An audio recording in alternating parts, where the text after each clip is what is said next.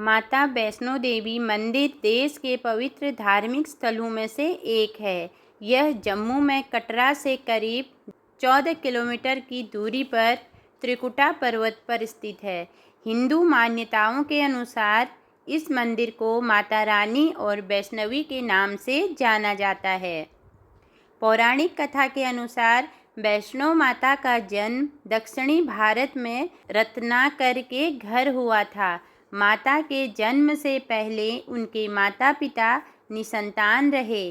कहा जाता है कि माता का जन्म होने से एक रात पहले उनके माता ने वचन लिया था कि बालिका जो भी चाहे वे उसके रास्ते में नहीं आएगी। बचपन में माता का नाम त्रिकुटा था। बाद में उनका जन्म भगवान विष्णु के वंश में हुआ, जिसके कारण उनका नाम वैष्णवी कहलाया। मान्यता है कि माता वैष्णो देवी ने त्रेता युग में माता पार्वती, माता सरस्वती और माता लक्ष्मी के रूप में मानव जाति के कल्याण के लिए एक सुंदर राजकुमारी का अवतार लिया था। उन्होंने त्रिकुटा पर्वत पर तपस्या की थी। बाद में उनका शरीर 3 दिव्य ऊर्जाओं महाकाली, महालक्ष्मी और महासरस्वती के सूक्ष्म रूप में विलीन हो गया। माँ वैष्णो देवी मंदिर की कहानी और महिमा के बारे में माना जाता है कि करीब 700 साल पहले मंदिर का निर्माण पंडित श्रीधर ने किया। श्रीधर एक ब्राह्मण पुजारी थे। श्रीधर व उनकी पत्नी माता रानी के परम भक्त थे। एक बार श्रीधर को सपने में दिव्य के जरिए भंडारा कराने का आदेश मिला, लेकिन श्रीधर की आर्थिक स्थिति अच्छी नहीं थी, जिस कारण वो आयोजन की चिंता करने लगे और चिंता में पूरी रात जागे रहे। फिर उन्होंने सब किस्मत पर छोड़ दिया।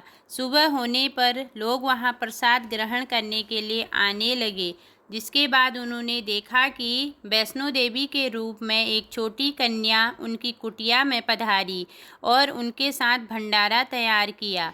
गांव वालों ने इस प्रसाद को ग्रहण किया। भोजन परोसते हुए जब वह कन्या भैरवनाथ के पास गई, तब उसने कहा कि मैं तो खीर पूड़ी की जगह मांस खाऊंगा और मदिरा पान करूंगा। तब कन्या रूपी माँ ने उसे समझाया कि यह ब्राह्मण के यहाँ का भोजन है, इसमें मांसाहार नहीं किया जाता। किंतु भैरवनाथ जानबूझकर अपनी बात पर अड़ा रहा। जब भैरवनाथ ने उस कन्या को पकड़ना चाहा, तब माँ ने उसके कपट को जान लिया।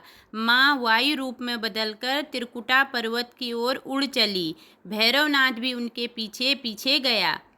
माना जाता है कि माँ की रक्षा के लिए पवन पुत्र हनुमान भी थे। हनुमान जी को प्यास लगने पर माता ने उनके आग्रह पर धनुष से पहाड़ पर बाण चलाकर एक जलधारा निकाली और उस जल में अपने केश धोए। आज यह पवित्र जलधारा बाणगंगा के नाम से जानी जाती है। इसके पवित्र जल को पीने या इसमें स्नान करने से श्रद्धालुओं की सारी थकावट और तकलीफ़ें दूर हो जाती है। इस दौरान माता ने एक गुफा में प्रवेश कर 9 माह तक तपस्या की। भैरवनाथ भी उनके पीछे वहां तक आ गया। तब एक साधु ने भैरवनाथ से कहा कि तू जिसे एक कन्या समझ रहा है, वह आदि शक्ति जगदम्बा है, इसलिए उस महाशक्ति का पीछा छोड़ दे। भैरवनाथ ने साधु की बात नहीं मानी। तब माता गुफा की दूसरी ओर से मार्ग बनाकर बाहर निकल गई। यह गुफा आज भी अर्धकुमारी या आदि कुमारी या गर्भजून के नाम से प्रसिद्ध है। अर्धकुमारी के पहले माता की चरण पादुका भी है। यह वह स्थान है जहां माता ने भागते भागते मुड़कर भैरवनाथ को देखा था। गुफा से बाहर निकलकर कन्या ने देवी का रूप धारण किया। माता ने भैरवनाथ को चेताया और फिर वापस जाने को कहा, फिर भी वो नहीं माना। माता गुफा के भीतर चली गई। तब माता की रक्षा के लिए हनुमान जी गुफा के बाहर थे और उन्होंने भैरवनाथ से युद्ध किया। भैरव ने फिर भी हार नहीं मानी। जब वीर लंगूर निढाल होने लगा तब माता वैष्णवी ने महाकाली का रूप लेकर भैरवनाथ का संहार कर दिया। भैरवनाथ का सिर काटकर भवन से 8 किलोमीटर दूर त्रिकूट पर्वत की भैरव घाटी में गिरा दिया। उस स्थान को भैरवनाथ के मंदिर के नाम से जाना जाता है। जिस स्थान पर माँ वैष्णो देवी ने हठी भैरवनाथ का वध किया वह स्थान पवित्र गुफा अथवा भवन के नाम से प्रसिद्ध है। इसी स्थान पर माँ महाकाली दाएं, माँ महासरस्वती मध्य और माँ महालक्ष्मी बाएं पिंडी के रूप में गुफा में विराजमान हैं। इन तीनों के सम्मिलित रूप को ही माँ वैष्णो देवी का रूप कहा जाता है।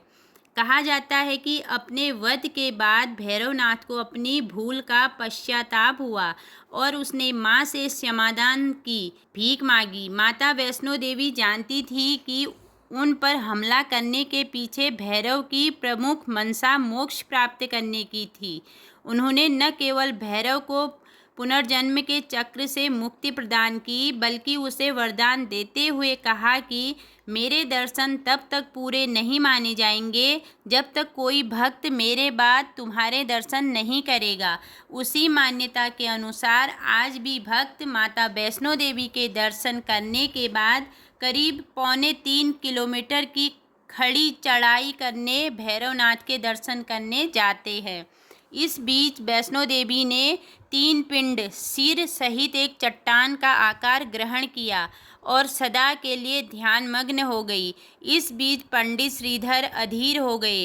वे त्रिकुटा पर्वत की ओर उसी रास्ते आगे बढ़े जो उन्होंने सपने में देखा था। अंततः वे गुफा के द्वार पर पहुँचे। उन्होंने कई विधियों से पिंडी की पूजा की, अपनी दिनचर्या बना ली। देवी उनकी पूजा से प्रसन्न हुई। वे उनके सामने प्रकट हुई और उन्हें आशीर्वाद दिया। तब से श्रीधर और उनके वंशज देवी माँ वैष्णो देवी की पूजा करते आ रहे हैं। आज भी 12 मास वैष्णो देवी के दरबार में भक्तों का आना जाना लगा रहता है। सच्चे मन से याद करने पर माता सबका बेड़ा पार करती है। जय माता दी।